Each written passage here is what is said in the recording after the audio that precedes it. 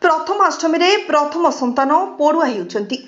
आज प्रथमाष्टमी घरे घरे पूजा हेउचंती बड़ संतान। ओडिया परंपरा रे एही पूजार विशेष महत्व रहिछि।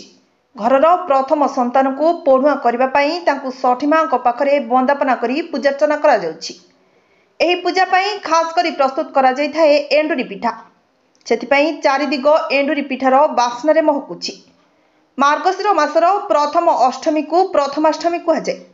एही पर्व मामु घर सहित जड़ित। घरर प्रथम संतान को पड़ुआ करबा लगी मामु नुआ पोशाक पिठा विभिन्न फल और पूजा सामग्री भौणी घर को नहीं जाई थांती। सेतिपई बजार रे नुआ बिरी नुआ चाउल मुड़ा पिठारे देबा पई आखु गेंडु फुल फलर पसरा मिलिछि। एही पूजा केवल आम समाज रे नुहे बड़देउल रे मध्य पड़ुआ हेउचंती बड़ ठाकुर। श्रीमंदिर रे परंपरा अनुसार प्रथमाष्टमी नीति पालन सह श्री विग्रह को पड़ुआ करा जाय थाए। बड़ ठाकुर को पड़ुआ करबा पई तांको मामु घर नियाळीरु भार आसी थाए।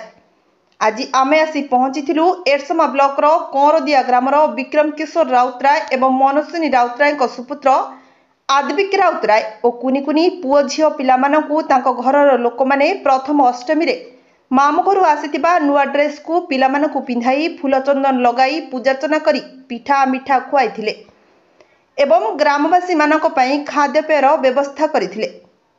ब्यूरो रिपोर्ट धनुष एक्सप्रेस।